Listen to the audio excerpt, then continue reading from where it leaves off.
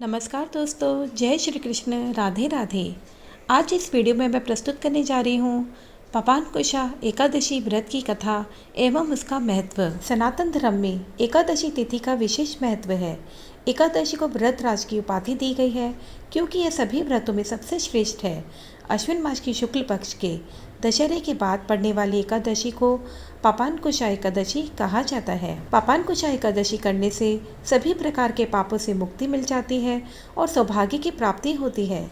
विजयदशमी के बाद भगवान राम और उनके भाई भरत का मिलाप इसी एकादशी को हुआ था। आइए जानते हैं पापांकुशा एकादशी व्रत का महत्व। पुराणों के अनुसार एकादशी व्रत करने पर तप के समान फल की प्राप्ति होती है। एकादशी पर भगवान विष्णु के पद्मनाभ स्वरूप की पूजा की जाती है। इस व्रत के करने से 3 पीढ़ियों के पापों से मुक्ति मिल जाती है। मान्यता है कि इस एकादशी करने पर मोक्ष की प्राप्ति होती है और चंद्रमा के खराब प्रभाव को रोका जा सकता है। साथ ही शुभ फलों की भी प्राप्ति होती है। महाभारत काल में स्वयं भगवान कृष्ण ने इस व्रत के महत्व के बारे में धर्मराज युधिष्ठिर को बताया था। भगवान कृष्ण ने कहा कि यह एकादशी पाप का निरोध करती है, अर्थात पाप कर्मों से रक्षा करती है।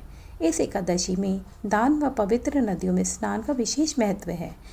इस व्रत के प्रभाव से सूर्य यज्ञ के समान फल की प्राप्ति होती है। पुराणों के अनुसार पाप रूपी हाथी को पुण्य रूपी अंकुश से बेधने के कारण ही इनका नाम पापांकुशा एकादशी पड़ा।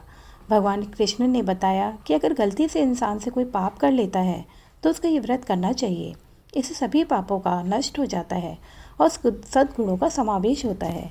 इस दिन मौन रहकर भगवान की आराधना करनी चाहिए, जिससे मन शुद्ध विचारों का जन्म हो। पापांकुशा एकादशी व्रत की कथा। प्राचीन समय में क्रोधन नाम का एक क्रूर बहेलिया विंध्य पर्वत पर रहता था। उसने अपनी पूरी जिंदगी हिंसा, मद्यपान, लूटपाट, झूठ, छल कपट आदि बुरे कर्म करते हुए व्यतीत कर दी। जब अंतिम समय में यमराज ने अपने दूतों को क्रूर बहेलिया को लाने भेजा, तब यमदूतों ने उसे बताया कि कल तुम्हारे जीवन का अंतिम दिन है। मृत्यु भय से क्रूर बहेलिया भयभीत हो गया और महर्षि अंगिरा के आश्रम में जा पहुंचा। उसकी शरण में दया मांगने लगा। महर्षि को बहेलिया पर दया आ गई और उन्होंने पापांकुशा एकादशी का व्रत करने को कहा। बहेलिया ने पूरी श्रद्धा भाव से इस एकादशी का व्रत किया। इससे बहेलिया के सभी पाप नष्ट हो गए और ईश्वर की प्राप्ति से मोक्ष की प्राप्ति हो गई। इसी के साथ कथा की समाप्ति होती है। दोस्तों, अगर इसी तरह के वीडियो आप देखना चाहते हैं तो मेरे चैनल को सब्सक्राइब करना ना भूलिएगा। अगली वीडियो में आपसे फिर मुलाकात होगी। आपका दिन मंगल।